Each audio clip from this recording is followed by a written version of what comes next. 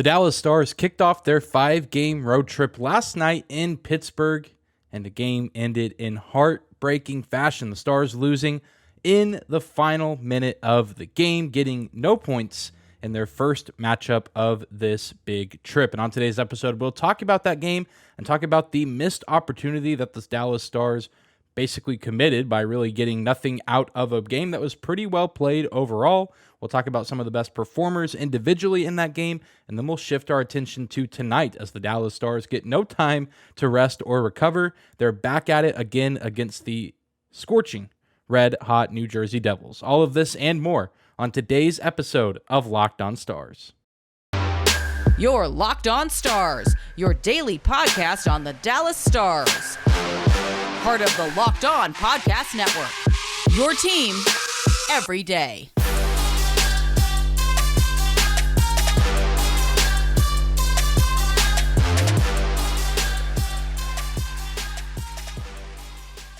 Howdy, Stars fans. Welcome back to the Locked On Stars podcast, the only daily podcast covering the Dallas Stars, part of the Locked On Podcast Network, your team every day. I'm your host, Dane Lewis, your local expert on all things Dallas Stars hockey, coming to you on this Tuesday, December 13th. And whether this is your first time here or you are a recurring listener of the show, thank you for stopping by and for making Locked On Stars your first listen of the day. If you're new to the show, be sure to subscribe on YouTube, and you can follow on your favorite podcasting platform as well. The best way to support the show is to follow and subscribe and to leave a comment. If you're watching on YouTube, let me know if you agree that the air horn or whatever the Penguins use in their arena for their "Let's Go Pens" chant. Let me know if you also think that is the worst sound effect in any NHL arena. Thankfully, I was watching at home and didn't have to experience it live, but just bothered me all game, and have to imagine that is actually the reason why the Dallas Stars lost this game, was being distracted by that abomination of a sound.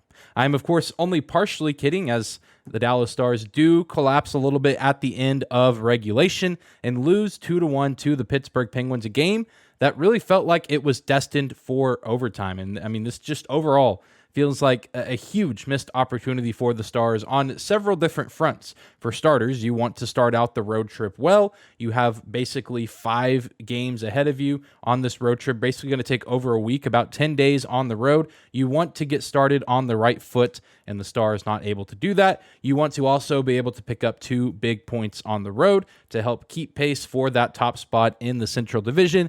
And if you're the Stars, you also want to rack up quality wins, the close, intense games against quality opponents, and the Stars not able to do that tonight. That has been a little bit of a criticism against this team this season, is they don't always win or don't always perform that well against some of the NHL's elite, although I do think on Monday night the Stars performed just fine.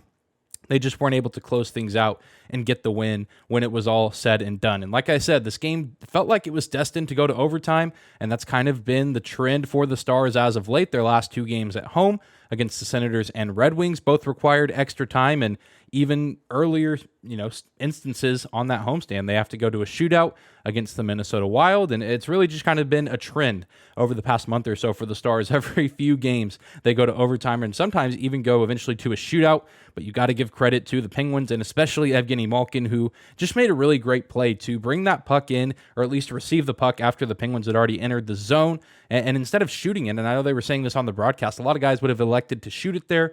Ottinger probably would have made a save on that play if Malkin had chosen to shoot, but instead he passes to, I believe it was Brian Rust approaching the net. Rust gets a look. Ottinger actually comes out of the crease to meet him and beats Rust to the puck and punches it away, but Malkin follows through on his path and is able to bury the eventual game-winning goal. So a smart play by him. I don't think that you can pin that goal on Ottinger, because then, if he doesn't do that, then you're probably criticizing, okay, well, maybe Brian Rust beats him, and maybe he should have come out. So really, either way you slice it, Jake Ottinger could have potentially gotten beat. I think he made the right decision in that case, and he played a great game overall, and as did Tristan Jarry on the other end for the Penguins. He deserves a ton of credit as well. A very entertaining game despite the low amount of scoring of both teams kind of exchanging blows as far as rush opportunities and high-quality scoring chances. But it really just felt like a game where both teams deserved some sort of reward for their efforts. Of course, one of them would have gotten 2 regardless, but it really felt like the Stars deserved at least 1 point from this game because I think they played a really good hockey game and carried a lot of the momentum, especially in the third period. And Coach Pete DeBoer gave a little bit of insight after the game on that. This audio coming from the Bally Sports Southwest Twitter account. Now let's tune into this audio from head coach Pete DeBoer. A pretty good road game for 19 and a half minutes. We made a mistake at the end there. Did a lot of good things, had chances to score some goals. I think would have liked to have given Otter a little offensive support tonight. I thought there was goals out there. We didn't execute. We had some 2-on-1s, things like that probably could have changed the game, but we had a solid road effort. I just thought we gave them too much room. I think that point of the game, you don't want to give them the entry and allow them to get to that point. I wish you would have shut it down a little quicker. We had numbers back. It wasn't an outnumbered situation. This one's just absolutely a tough pill to swallow for the Stars. Like I said, the Central Division race still incredibly tight as of right now. The Stars and Jets still tied as far as points, but the Jets holding an advantage in point percentage. And the Avalanche, even though they're injured, they're still finding ways to win games here and there, and certainly not out of the race. And if you look at the division, a lot of the teams in the Central have games in hand. I believe the Stars, of the 8 teams in the division, have played the most games now at 29. And there's several teams that are sitting in that 27, 28. I think even a team like the Predators, at the time of recording this, they're still playing against the Blues on Monday night. But I think they only have like 25 games played, so now 26 when you're hearing this. A lot of these teams have games in hand over the Stars, which eventually that might even out. I don't really have the time to look at each schedule and see when those games will be made up and, things of that nature. But that's just something that you have to keep in mind and be mindful of as the season continues to go on, is who has games in hand and who are those opponents going to be in those games. But all in all, just a rough way to start the road trip out, and it's not going to get much easier. I mean, not just for tonight, as the Stars are back in action against the Devils, really just this whole road trip. Each night just presents its own set of problems and an own set of hurdles that have to be overcome for this team. Of course, you have the Devils tonight. You have the Washington Capitals, who, if you look at the Metro Division standings, you say, oh, they're 6th in the division. The Stars already shut them out this season. They're pretty harmless, but I would disagree, as they've won their last 4 games in a row. And then, of course, on Saturday, you've got the Carolina Hurricanes, who are always a tough outing, especially on home ice in their own building. And on the end of the road trip, you do have the Columbus Blue Jackets, who are not a good team this season, but you do have to play that game at the end of a road trip. A little bit of a trap game there, going against an inferior opponent who is playing at home after you've played 4 games on the road and you're tired, you're worn down, you're fatigued, you're ready to be back home in your own house, in your own apartment, in your own bed, in your own building, your own locker room. I mean, just a lot of mental blocks and mental factors that go into that game at the end of this trip. And who knows how the Stars are going to be feeling or what they've accomplished on this trip going into that Columbus game. So all of these are very difficult challenges for one reason or another. And if you're the Stars, you just have to feel like you've missed an opportunity to start out on the right foot and generate a little bit of momentum going into the rest of this trip.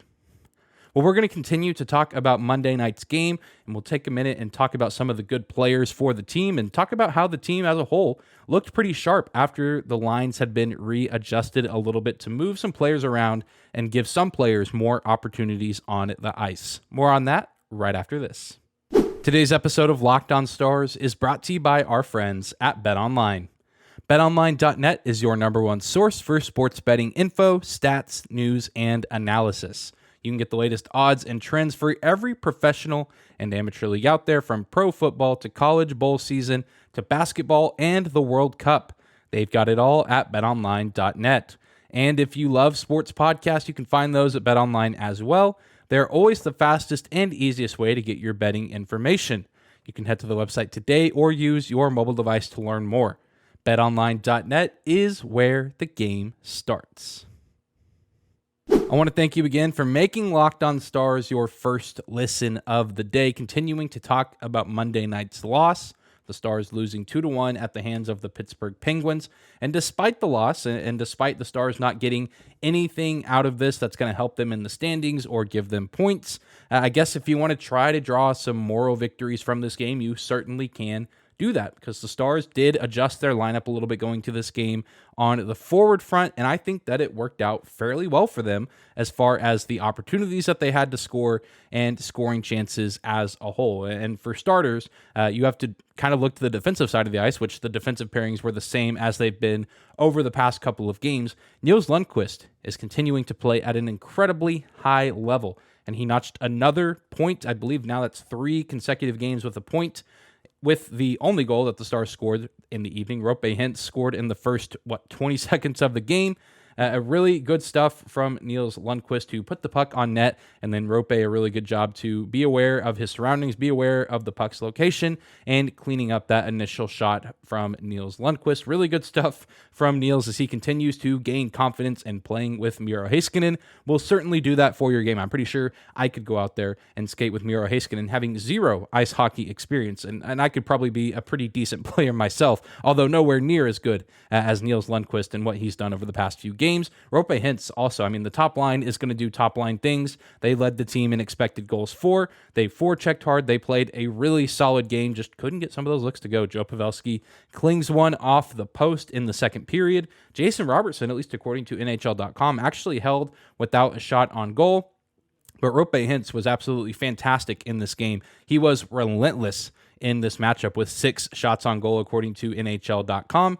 In this matchup, but that we're not really here to take a deep dive in the top line. That line has stayed consistent all season, and they're just going to do what they do. No ifs, ands, or buts about it. You know what you're going to get with that trio. But the third line looked a little bit different in this game. Really, all the second, third, and fourth line had some minor tweaks to them for this matchup against the Penguins. And then the third line was maybe the second best line in the game after the top line, with Denis Gurianov coming in at the right wing position, playing alongside Wyatt Johnston and Jamie Benn. This line in general was second on the team in the evening for goals expected with .21, and the top line .41. So pretty good stuff from both lines. Obviously the top line doing a little bit more, but Gurianov continues to impress with his playmaking ability, his skating ability, and his prowess. He skated 14 minutes and 16 seconds. The Stars are absolutely giving him his opportunities this season. I know last year under Rick Bowness, there were a lot of healthy scratches, and really felt like while Gurianov wasn't performing to the standards that many thought he should be, there were also times where it felt like he wasn't necessarily getting his opportunities, whereas it feels like this time the Stars are giving Denis every chance that they possibly can. He plays well at the end of that homestand, and it seems like the coaching staff has rewarded that by moving him up to the next line and giving him more minutes on the ice, which I think is a good thing. I think he played a really solid game and had some really nice moments, especially trying to enter the zone and try to get the Stars set up for a good offensive possession. Continuing to like what I'm seeing from Gurianov. Unfortunately, no goal on Monday night, but I still think that he is slowly on the rise and slowly starting to contribute a little bit more night in and night out for this team. And then also, if the third line had some adjustments, Ty Dellandrea gets moved, he gets bumped up to the second line alongside Segi and Mush. And the nice part about Ty Dellandrea, and I feel like I've known it all season, but really just grew to appreciate it more this game, is you can really just plug and play Dellandrea just about anywhere in this lineup. And I think that he's going to be the same player. I don't think he necessarily plays well with only 2 other players. You can move him to that line with Johnston and Benn, and then he plays excellent. But then as we saw on Monday, he got some quality looks and had a kind of breakaway opportunity in this game, just couldn't finish, couldn't capitalize over Jari. But he plays really well with Tyler Seguin and Mason Marchment as well. And I think that's, kind of the nice part of having Dellandrea now at the NHL level full-time and not having him in the AHL is not only can he just be on this roster, he's not necessarily a passenger. He's finding ways to be effective and finding ways to contribute for this team. So really like what I saw from him. And then, of course, the fourth line had some nice moments as well. Radek Faksa returning alongside Luke Glendening and Yoel Kiviranta, who was actually responsible for clearing the puck in a kind of makeshift 5-on-3 power play for the Penguins. 2 different Dallas Stars players lose their sticks, unable to get them back. And the Penguins, not even generating a shot on goal in that opportunity. And eventually Yoel Kiviranta collecting the puck and clearing it, allowing the Stars to either get a change or the players who didn't have sticks to get a stick back in their hand. So I really do think the lineup is in a good place. Even though it's a disappointing loss, it's a disappointing evening, the team still played really well. I don't think it's, a devastating blow or a devastating loss, or, to start the road trip. Just a disappointing result when you really feel like you should have left that building on Monday night with something. But all in all, I think the team is still, they've got to be feeling pretty good about how they performed, just a little bit disappointed. And certainly, I'm sure, looking to correct some of their mistakes going into this game tonight. And then in the middle of all this, you have a lineup that's playing pretty solid on the forward front. In the middle is Riley Tufte, who on Monday morning, it was announced that he would be joining the team for the start of this road trip. The Stars had been carrying only 12 forwards to get a little bit more cap space and, not really needing too many backup players for this homestand. But then when you go on these long road trips, you like to have at least 13 forwards on the roster or, in the lineup that you can insert in. Riley Tufte filling that role this time around. We saw it earlier this season with Mate Blumel. And now Tufte, who made his NHL debut last season, has joined the team and could potentially make his NHL 22-23 season debut somewhere on this trip. And he's having a really nice season with the Texas Stars of the AHL. 7 goals, 9 assists, 16 points in 21 games played. Tufte, of course, got his first NHL goal last season in his home state of Minnesota against the Wild. Really solid player, good mixture of size and speed. Could be a sneaky, nice addition to a fourth line or maybe even a third line position with Jamie Benn, or maybe you throw him out there on the wing somewhere, you put him down the middle. Curious to see if he gets playing time, and if and when he does, where does the coaching staff look to put him and where can he be best utilized? Well, we're going to take one more quick break, but when we come back, we will turn our attention from Monday night's loss and look ahead to this evening as the Dallas Stars have another daunting challenge in front of them. A date with the New Jersey Devils is up tonight, and we'll talk about that right after this. All right, we are closing out this Tuesday episode of Locked On Stars, talking about tonight's game. The Stars playing Game 2 of a back-to-back against the New Jersey Devils. And what can you say about this Devils team that has not already been said? They have absolutely taken the National Hockey League by storm this season. And when the season first started out, it didn't really seem like it was going to be that way. This was a team that was 100% expected to be better than they had been in previous years, expected to take some steps forward. But I don't think really anyone, except maybe the people inside the Devils organization and maybe a select few fans that really had a hunch or maybe knew something we didn't. I don't think many people saw this coming. They actually lost their first 2 games, including their first home game of the season, and where the Devils faithful loud chants of fire Lindy Ruff, former Dallas Stars head coach Lindy Ruff, now the coach of this Devils squad. And the first couple seasons in New Jersey had not gone well for him or his team. I believe he finished 7th in the Metro Division in both of his first seasons, and the fan base fed up with his antics, it seemed, early in the season, demanding him to be fired in the home opener. But then this team did something unbelievable, going on a 13-game win streak from October 25th that lasted until nearly an entire month later on November 21st. That was the last win of the Devils' insane 13-game heater. I mean, absolutely unreal what this team has done this season. And the Dallas Stars coming off a game on Monday night. The Devils also coming off a game on Monday night. A game where they blew a little bit of a lead. I believe they had a 2-goal lead at one point in the game against the Rangers on the road at Madison Square Garden. The Rangers eventually come back to win that one in OT. So that is definitely something you have to factor into this game, that both teams are coming off game 1 of a back-to-back. So there's no excuse of, well, the Devils are a rested team. They're not tired. They're not worn out. Both teams are coming from road games that they both lost. And so that's going to make for a very intriguing outing whenever these teams meet on the ice tonight. And if you look at this Devils team by the numbers, they're a very impressive squad. First in the Metro Division with a 21-5-2 record. Top 5 in the NHL in goals for, just like the Stars. 31st in the league in goals against at only 67. Only one team has allowed less goals this season. 23rd in the NHL in power play percentage, around the same as the Pittsburgh Penguins, just a little bit better than what the Penguins have done this season on the power play. And 8th in penalty kill percentage, one of the best kills in the league, although not quite as good as Dallas, who still is hovering in that top 5 area. And also a middle of the pack disciplined team, tied for 17th with like 5 other teams in the league in times shorthanded at 90. So this is an incredibly efficient team. They score a ton of goals, but they also do a really good job of keeping the puck out of the back of their net.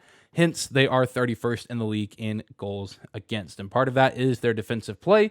And part of that is also a credit to their goaltending, which we'll talk about in just a second.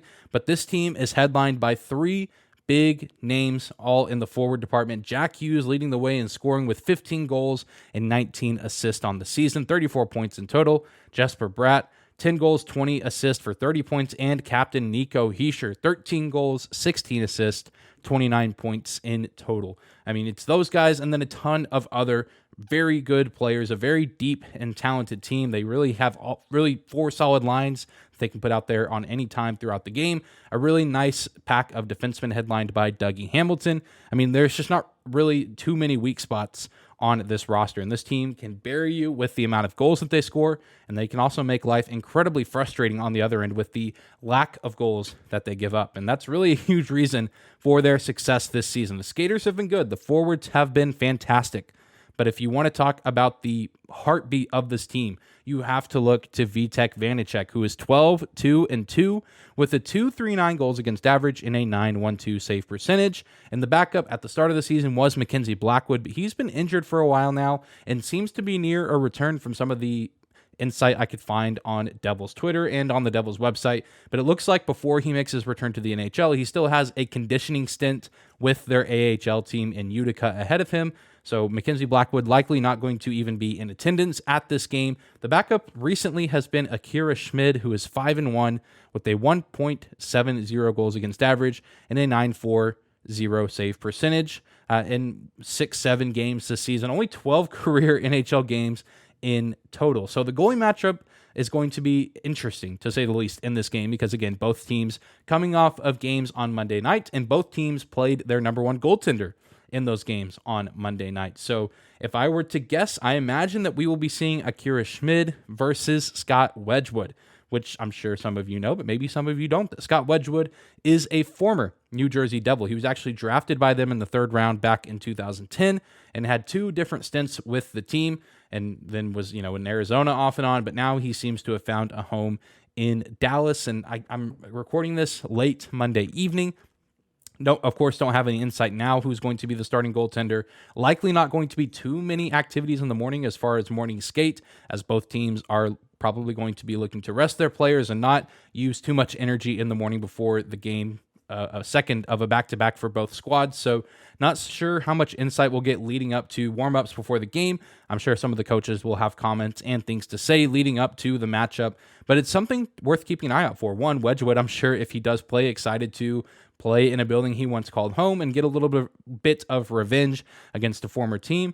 And Schmid, again, only 12 games into his NHL career. Decent numbers so far this season, but I'm also curious to see if either coach will decide to put their starting goaltender out there. Do you try to put Vitek Vanacek or Jake Ottinger back out there? Because those are two of the league's best. And both of these teams have dynamite offenses that can light you up any given night. So keep an eye out on social media for what the goalie matchup will look like, because I imagine that will play a huge factor in who has the advantage in this game. And what also makes this interesting is the Devils, while they've been one of the best teams this season, I still consider them to be a scorching hot team. They actually have lost their last two games against both teams from New York, a regulation loss against the Islanders, and most recently losing at New York, the Rangers, in overtime by a score of 4-3. And Dallas coming off of only just one loss, a one-game losing streak, not even a streak if it's only one game, but this really just feels like a must-win situation. You don't want to start this road trip out 0-2, and this would also be a huge statement win against a quality opponent if you can find a way to get 2 points out of this game. And really the theme of this season for the Stars when they go down, it's been the question, how can you stop the bleeding? Can you stop the bleeding? And that's the big question for the Stars going into this game. They haven't really lost a game yet this season like they did on Monday night. They haven't really lost one in big-time, heartbreaking fashion at the end of regulation. So how will the Dallas Stars respond going into this game? You have to imagine, if they're mentally preparing themselves the right way, they're probably going to come out with a little bit of an edge, maybe a little bit of anger and some extra motivation to start the game out strong, because they started the game out strong on Monday night and they played a really solid, clean game up until, the last 30 seconds of that matchup against the Penguins. So if you're the Stars, you have to look at yourself and get yourself ready for this game and come out and play hard and fast and do so from the beginning, because you cannot fall behind to a team like the New Jersey Devils. It doesn't matter who's in net for either team or who's on the ice. I mean, this is a team that is likely not going to let you back into a game if they get that 2, 3, 4 goal lead on you. Absolutely dangerous team, but the Stars can be dangerous in their own right. I think this will be a very fun game, but we're also going to, like I say, I've been saying it all season, but we're really going to learn a lot about the Stars tonight and see how they respond to a different kind of adversity after an absolutely heartbreaking loss at the end of regulation. But that's going to do it for today's episode of Locked On Stars. Thank you again for listening, for tuning in, and making us your first listen of the day. Remember to hit that subscribe button if you're watching on YouTube, and hit the follow button if you're listening on your favorite podcasting platform. Follow us on social media too if you do feel so inclined, at Locked On Stars on both Twitter and Instagram. And you can find my personal Twitter account at Dane_Lewis. And be sure to tune in tomorrow as we'll be recapping this game against the New Jersey Devils. Hopefully, we'll be talking about a Dallas Stars win. This would be a pretty monumental win for this team this season. One of the best teams in the league against the Devils. And, maybe it'd feel a little nice to get a win against the former coach in Lindy Ruff and what has been his best season with this team so far up to this point in his tenure. But I hope you guys have a great Tuesday. Enjoy the game tonight, and we'll see you back here tomorrow.